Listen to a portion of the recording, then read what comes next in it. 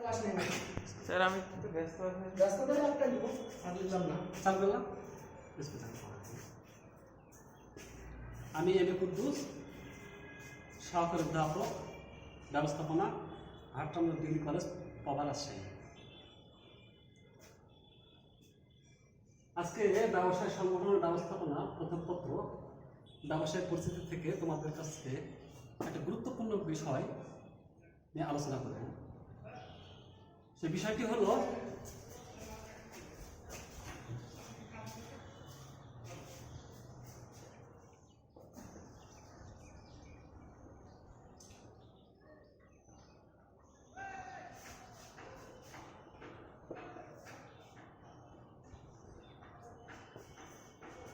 সেই গুরুত্বপূর্ণ বিষয়টি হলো ব্যবসায়ের আওতা বা পরিধি। তো আজকে আমরা ব্যবসার আওতা বা পরিধি নিয়ে প্রিয় শিক্ষার্থীরা তোমাদের সাথে আলোচনা করব। তার আগে তোমাদেরকে অনলাইন ক্লাসের শুভেচ্ছা স্বাগত জানাচ্ছি। তো ব্যবসার আওতা বা পরিধি আমরা জানি ব্যাপক ও বিস্তৃত, কারণ ব্যবসা হলো ব্যাপক আওতা বিশিষ্ট অর্থনৈতিক কর্মকাণ্ডের সমষ্টি। তো পণ্য মুনাফা অর্জনের আশায় পণ্য দ্রব্য উৎপাদন, বন্টন ও বন্টন সহায়ক যাবতীয় কার্যাবলীর সমষ্টিকে ব্যবসা বলে। উৎপাদনের কাজ শিল্পের মাধ্যমে, বন্টনের কাজ বাণিজ্যের মাধ্যমে সম্পাদিত হয়। বন্টন সংক্রান্ত ক্রয় বিক্রয়, পণ্য বিনিময় মুখ্য কাজ হিসাবে গণ্য। এর সহায়ক কাজগুলি, এর অন্যান্য কাজগুলিকে সহায়ক কাজ হিসেবে বিবেচিত করা হয়। তো যাই হোক, আমরা ব্যবসার বিষয়গুলি কোন কোন বিষয়গুলি ব্যবসার আওতা বা পরিধির মধ্যে পড়ে সেগুলি আমরা এখন ব্যবসার সমীকরণের মাধ্যমে তোমাদের সামনে উপস্থাপন করব। তো সমীকরণ হলো B = summation I plus summation T plus summation AT। যখন বিজনেস ব্যবসায়, বিজনেস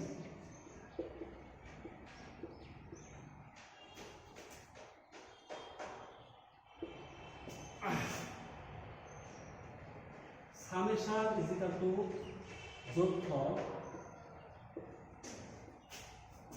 সামেশন।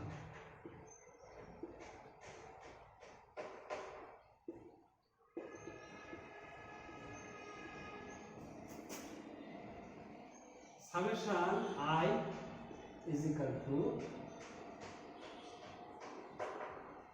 শিল্প সংক্রান্ত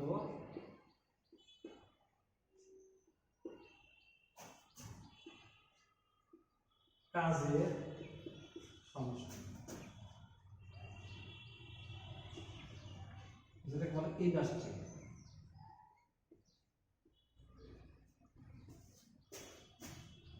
সামেশন T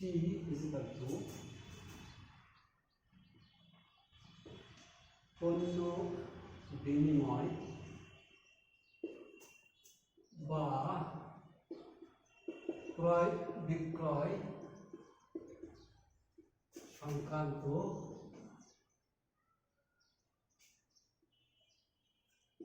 কাজের সমষ্টি।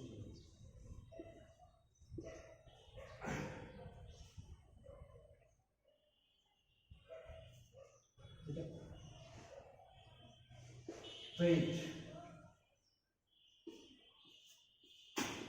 Summation AT। সামেশন AT হলো পণ্য বিনিময় বা ক্রয় বিক্রয়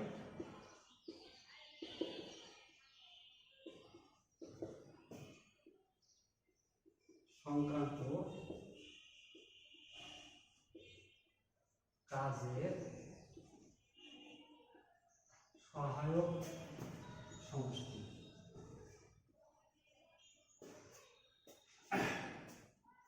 এখানে একটা লক্ষ্য করো যে আমরা আগে বললাম যে কোন কোন বিষয়গুলি ব্যবসার আওতা বা পরিধির মধ্যে পড়ে। তো business is equal to summation I, মানে আইতে ইন্ডাস্ট্রি প্লাস সামেশন টি, টিতে ট্রেড, মানে যেটা বলে ক্রয় বিক্রয় করা ট্রেড বলে, প্লাস সামেশন এটি অক্সিলারি ট্রেড, অর্থাৎ সহায়ক কাজ। তো যখন বিজনেস ইজ ইকুয়াল টু ব্যবসা, তো সামেশন ইজ ইকুয়াল টু যোগফল, আর সামেশন আই শিল্প সংক্রান্ত কাজের সমষ্টি, শিল্প সংক্রান্ত কাজের সমষ্টিকে ইন্ডাস্ট্রি বলে। আর সামেশন ট্রেড পণ্য বিনিময় বা ক্রয় বিক্রয় সংক্রান্ত কাজের সমষ্টিকে ট্রেড বলে।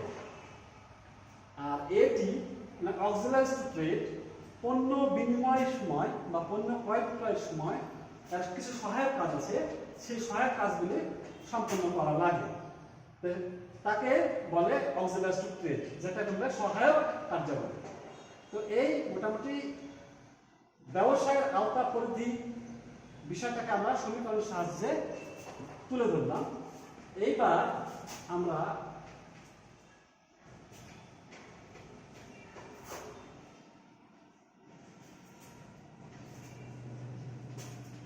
শিক্ষার্থীরা একটা জিনিস খেয়াল করো, আমরা ব্যবসার আওতা বা পরিধিকে আমরা সমীকরণের সাহায্যে তুলে ধরলাম। তো আমরা জানি যে ব্যবসা শিল্প এবং বাণিজ্যের সমষ্টি, কিন্তু বর্তমানে এছাড়াও স্বাধীন পেশায় নিয়োজিত বিভিন্ন ডাক্তার, উকিল, ইঞ্জিনিয়ার এরা সমাজে প্রত্যক্ষভাবে সেবা বিক্রয় করে আসছে। এগুলিকেও এখন অর্থনৈতিক কর্মকাণ্ড হিসেবে বিবেচনা করা হচ্ছে। তো এইগুলিকেও কেউ কেউ এগুলা ব্যবসার আওতার মধ্যে আনার প্রয়াস চালাচ্ছে। তো যাই হোক, আমরা ব্যবসার আওতা বা পরিধি বিষয় নিয়ে আলোচনা করতে যেয়ে এখন আমরা ব্যবসার আওতা পরিধিকে আমরা এখন রেখাচিত্রের সাহায্যে তোমাদের সামনে তুলে ধরব। রেখাচিত্রের সাহায্যে তোমাদেরকে ব্যবসার আওতা পরিধির বিষয়ে এখন তুলে ধরব। এক নম্বর হলো ব্যবসার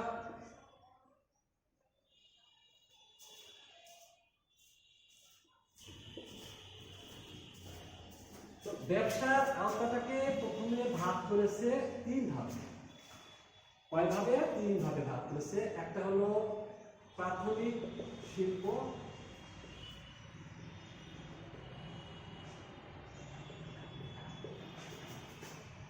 এটাকে বলে কৃষি, এটা হলো প্রজনন, এটা হলো নিষ্কাশন।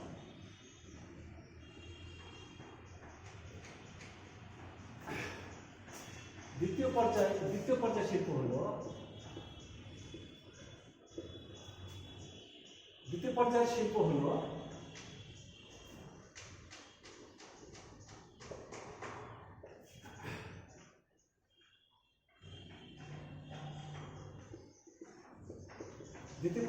হলো প্রস্তুত শিল্প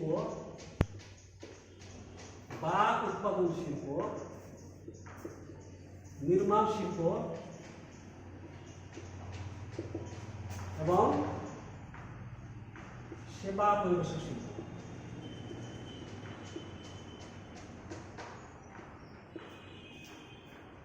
তো আমরা আগে বলছি যে ব্যবসা আওতাকে প্রধানত তিন শ্রেণীতে বিভক্ত করেছে: শিল্প, বাণিজ্য, আর তাহলে প্রত্যক্ষ সেবা, industry, commerce and direct service. তো শিল্প, বাণিজ্য, প্রত্যক্ষ সেবা এই প্রধানত ব্যবসাকে তিন শ্রেণীতে বিভক্ত করেছে। এই শিল্পকে ভাগ করা হয়েছে প্রাথমিকভাবে দুই পর্যায়ে।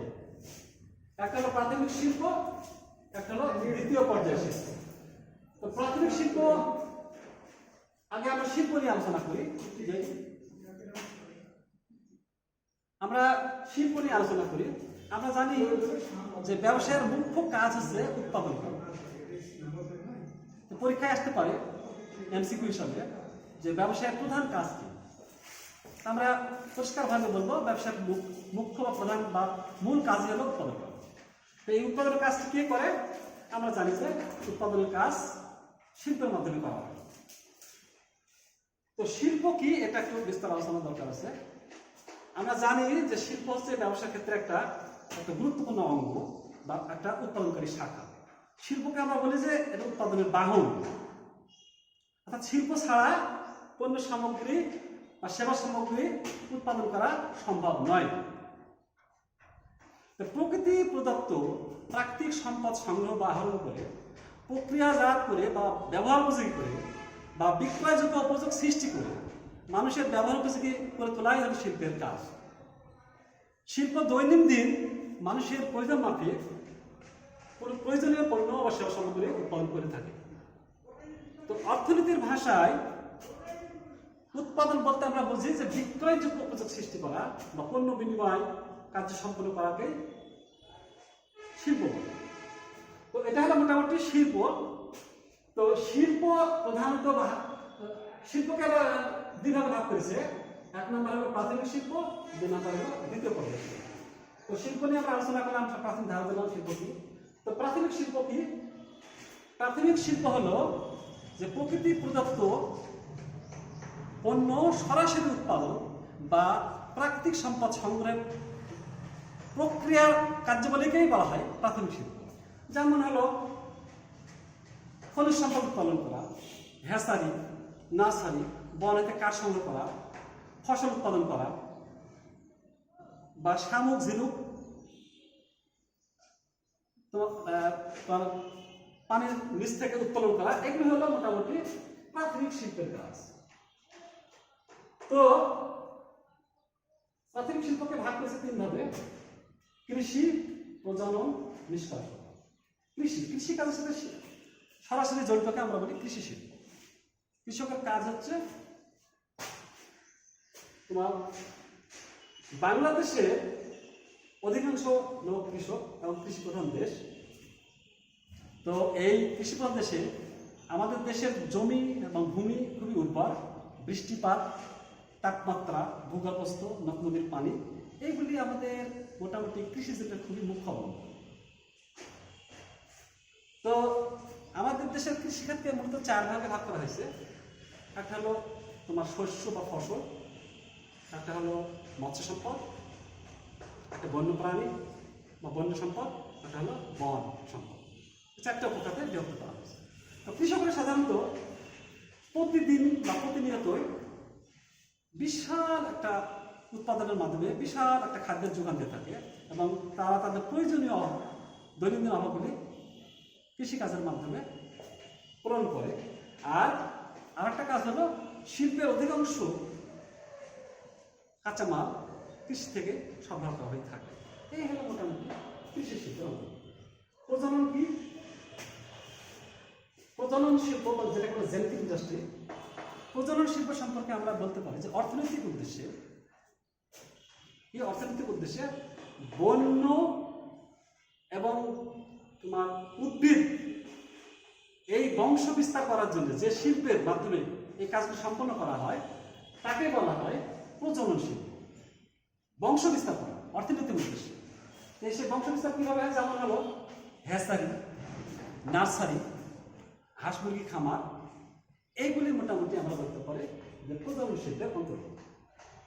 তো প্রিয় শিক্ষার্থীরা, প্রজনন শিল্প আলোচনা হলো। এবার আমরা বলি নিষ্কাশন শিল্প, এক্সট্রাক্টিভ ইন্ডাস্ট্রি। নিষ্কাশন শিল্প কি? যে শিল্পের মাধ্যমে আমরা ভূগর্ভস্থ পানি, বায়ুর নিচ থেকে প্রাকৃতিক সম্পদ উত্তোলন করি, যেমন খনিজ পদার্থ উত্তোলন, মৎস্য সম্পদ, ঝিনুক, মানিক, মুক্তা বা শামুক ইত্যাদি। এখানে প্রশ্ন আসতে পারে, মোটামুটি এমসিকিউ প্রশ্ন আসে যে ঝিনুক কোন শিল্পের অন্তর্গত? আমরা পরিষ্কার করবো নিষ্কাশন শিল্প, পরীক্ষায় আসতে পারে। তো এইভাবে এটাকে আমরা বলতে পারি যে নিষ্কাশন শিল্প। তো নিষ্কাশন শিল্প, প্রাথমিক শিল্পের তিনটা বিষয় আমরা আলোচনা করলাম: কৃষি শিল্প, প্রজনন শিল্প এবং নিষ্কাশন শিল্প। আমরা দ্বিতীয় পর্যায়ের শিল্প নিয়ে আলোচনা করি। একটা হলো প্রস্তুত শিল্প বা উৎপাদন শিল্প, নির্মাণ শিল্প বা সেবা পরিবেশক শিল্প। তো প্রস্তুত শিল্প বা উৎপাদন শিল্প কাকে বলে এটা আমরা পরিষ্কার ধারণা করি, একটু আলোচনা করে। সেটা হলো এই যে শ্রম এবং যন্ত্রের সাহায্যে কাঁচামাল বা অর্ধপ্রস্তুত জিনিসপত্র মানুষের ব্যবহার উপযোগী করে তোলাই হচ্ছে প্রস্তুত বা উৎপাদন শিল্পের মুখ্য কাজ। যেমন খনিজ পদার্থ, আকরিক লৌহ, এর থেকে আমরা লৌহ বা ইস্পাত উৎপাদন করতে পারি। তুলা থেকে কাপড় বা বস্ত্র উৎপাদন করতে পারি। এগুলা আমরা বলতে পারি যে এগুলা বয়ন শিল্প অথবা ইস্পাত শিল্প। এই শিল্পের আরো অনেক রূপ আছে, যেমন আমরা বলতে পারি বিশ্লেষণ শিল্প, যৌগিক শিল্প বা প্রক্রিয়াভিত্তিক শিল্প অথবা সংযোজন শিল্প। এই শিল্পকেও আমরা প্রস্তুত শিল্প বা উৎপাদন শিল্পের মধ্যে আমরা ফেলতে পারি। দ্বিতীয় পর্যায়ের শিল্প হচ্ছে কি নির্মাণ শিল্প। যে শিল্পের মাধ্যমে বড় বড় দালান কোঠা, রাস্তাঘাট, সেতু, বাঁধ ইত্যাদি নির্মাণ করা হয়, তাকে আমরা বলতে পারি নির্মাণ শিল্প। পরীক্ষায় এমসিকিউ আসতে পারে, সেতু কোন শিল্পের অন্তর্গত বা বাঁধ কোন শিল্পের অন্তর্গত? এমসিকিউ আসলে আমরা পরিষ্কার বলবো নির্মাণ শিল্পের অন্তর্গত। তৃতীয়ত সেবা পরিবেশক শিল্প আছে, যেটাকে বলা হয়, এই শিল্পটা কি আমরা আলোচনা করি, যে শিল্পের মাধ্যমে মানুষের জীবনকে খুবই আরামদায়ক এবং সহজতর করে তোলা হয়, তাকে বলা হয় সেবা পরিবেশক শিল্প।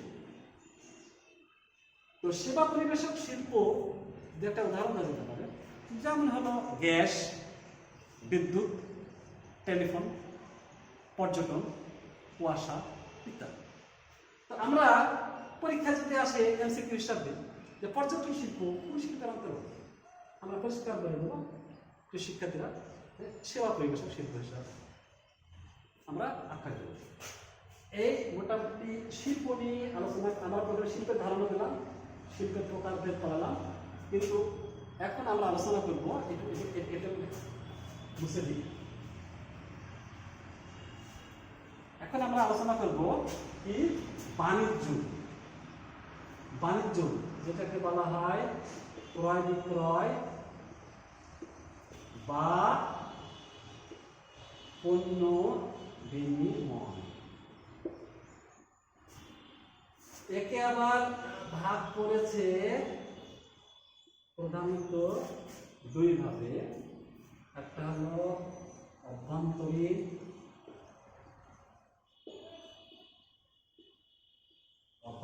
বাণিজ্য, বৈদেশিক বাণিজ্য। অভ্যন্তরীণ বাণিজ্যকে ভাগ করা হয়েছে মোটামুটি আবার দুই ভাবে। একটা হলো পাইকারি, একটা হলো খুচরা।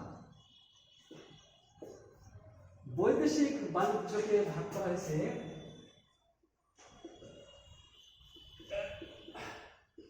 একটা হলো আমদানি,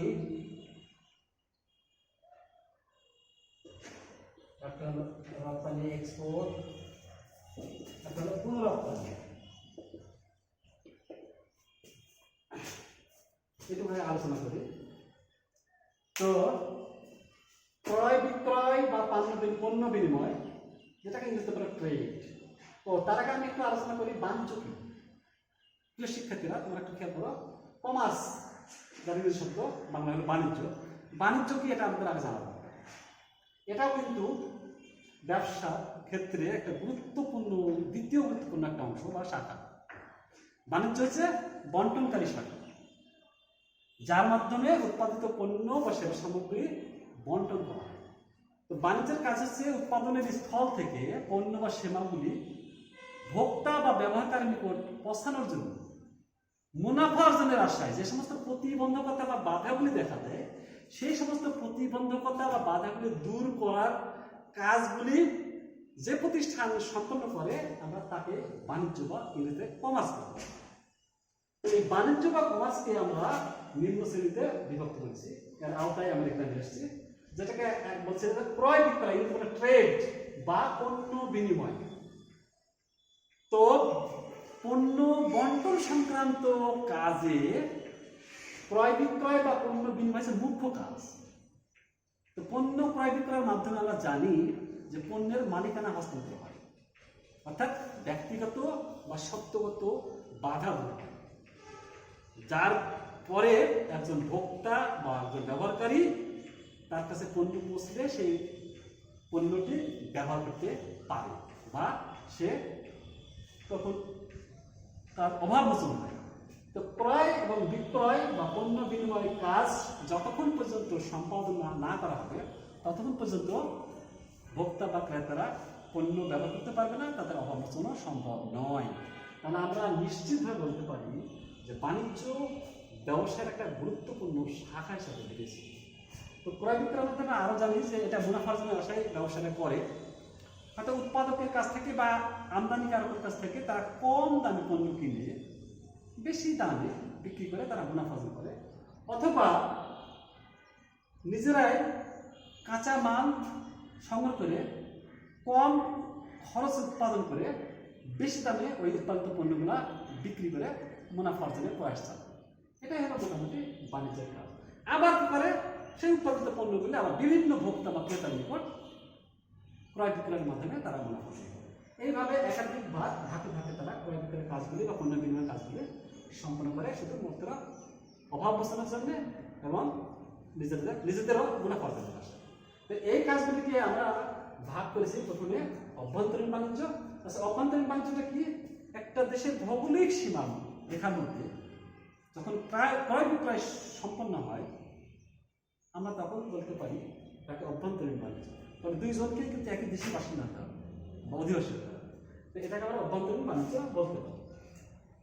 পাইকারি কথাটা সম্পর্কে আমরা ব্যবহার পরিচিত হোলসেলার।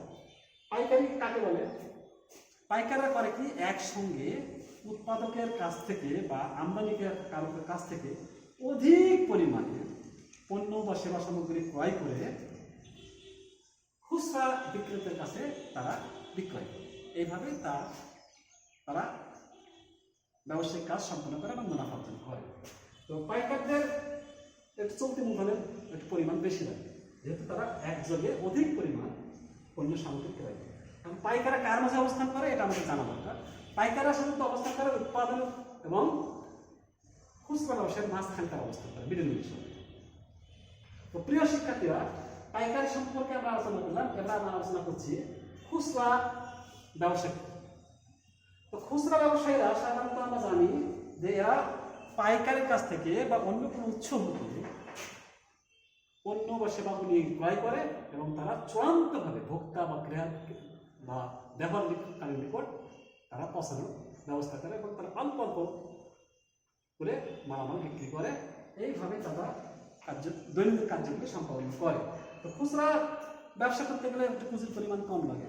তো খুচরা ব্যবসায়ীরা কার মাঝে অবস্থান করে? তাহলে আমরা পরিষ্কার ধারণা হয়ে গেল খুচরা ব্যবসায়ীরা মোটামুটি পাইকার এবং ভোক্তার মাঝে অবস্থান করে। এই মোটামুটি আমার পরিষ্কার হয়ে গেল যে অভ্যন্তরীণ বাণিজ্য। এবার আমরা জানি বৈদেশিক বাণিজ্য। বৈদেশিক বাণিজ্য সম্পর্কে আলোচনা করতে গেলে আমরা পরিষ্কার বলতে পারি যে দুই দেশের মধ্যে বা এক দেশ থেকে আর এক দেশে বা এক দেশের ব্যবসা আর এক দেশের ব্যবসার মধ্যে যে ক্রয় বিক্রয় কার্য সম্পন্ন করা হয় আমরা তাকেই বলতে পারি যে এটা বৈদেশিক বাণিজ্য। তো বৈদেশিক বাণিজ্য সম্পর্কে আমি ডিটেলসে যাব না।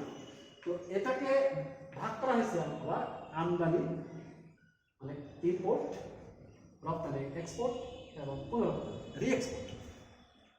আমদানি কাকে বলে এটা আমরা সকলেই জানি যে এক দেশ অন্য দেশ থেকে যখন পণ্য ক্রয় করে আনে তাকে আমরা আমদানি বলতে পারি। এক দেশের ব্যবসায়ী আর এক দেশের ব্যবসায়ীর কাছ থেকে যখন পণ্য ক্রয় করে আনে আমরা তাকে সংক্ষেপে আমদানি হিসাবে আনতে পারি। তবে আমদানি করতে গেলে দেশের বৈদেশিক মুদ্রার কিন্তু অপচয় হয় এবং বেশ বৈদেশিক মুদ্রাকে চাপ করে। তো আমরা আচ্ছা কেন আমদানি করা লাগে আমরা এটা পরিষ্কার জানি যে পৃথিবীর কোনো দেশই স্বয়ংসম্পূর্ণ নয়। উৎপাদনের দিক থেকে কেউ স্বয়ংসম্পূর্ণ না এবং সব দেশে সব কিছু উৎপন্নও করে এবং করা একটা সহজ কাজও নয়। তো সেই দিক থেকে বিবেচনা করে প্রতিটা দেশই কম বেশি পণ্য বা সেবা সামগ্রী আমদানি করে দুই নম্বর হলো রপ্তানি, এক্সপোর্ট। তো রপ্তানি একটা দেশ আরেকটা দেশের সঙ্গে বা দুই দেশের মধ্যে যখন ক্রয় বিক্রয় কাজ সম্পন্ন করা হয় আমরা বলি তাকে রপ্তানি। তো রপ্তানি একটা দেশ কখন করে? ব্যবহার করার পরে বা উদ্বৃত্ত থাকার পরে বৈদেশিক মুদ্রা অর্জনের জন্য যখন বিদেশে এই সমস্ত পণ্য সামগ্রী বিক্রি বা প্রেরণ করে তখন এই রপ্তানি কার্য সম্পন্ন হয়ে থাকে। তো প্রত্যেকটা দেশ কিন্তু রপ্তানির উপরে বেশিভাবে গুরুত্ব দেয়, নজর দেয়। কারণ কি? আমরা জানি যে রপ্তানি কার্যের মাধ্যমে প্রচুর মূল্যবান বৈদেশিক মুদ্রা অর্জন হয় এবং দেশের অর্থনীতির ভিত মজবুত হয়। রপ্তানি করতে পারলে দেশের অর্থনীতি চাঙ্গা হয়। তো আমরা সাধারণত চেষ্টা করব যে ব্যবসায়ীরা চেষ্টা করবে সাধারণত আমদানির চেয়ে রপ্তানিটা বাড়ানো এবং অর্থাৎ বৈদেশিক মুদ্রাটা অর্জন করা। আচ্ছা, এই হলো মোটামুটি রপ্তানি কাজ। আর পুনঃরপ্তানি কাকে বলে? রিএক্সপোর্ট। এটা তো একটা নতুন মনে হচ্ছে যে পুনঃরপ্তানি, এক দেশ থেকে পণ্য আমদানি করে পুনরায় ওটা আবার অন্য দেশে বিক্রয় করাকে পুনঃরপ্তানি বলে। যেমন আমি একটা উদাহরণ দিই, মায়ানমারের মাছ এবং শুটকি ইউরোপের বাজারে সরাসরি তারা পৌঁছাতে পারে। এটা বাংলাদেশ এগুলা আমদানি করে এবং এগুলা আবার প্রক্রিয়াজাত করি বা পুনঃ মান নির্ধারণ করে নিজেদের লেভেল লাগিয়ে এরা করে কি ইউরোপের এবং মধ্যপ্রাচ্যের বিভিন্ন দেশে এই শুটকি বা অন্যান্য মাছগুলি তারা পুনঃরপ্তানি করে থাকে। কারণ একটাই, ওই দেশের সাথে ইউরোপের বা মধ্যপ্রাচ্যের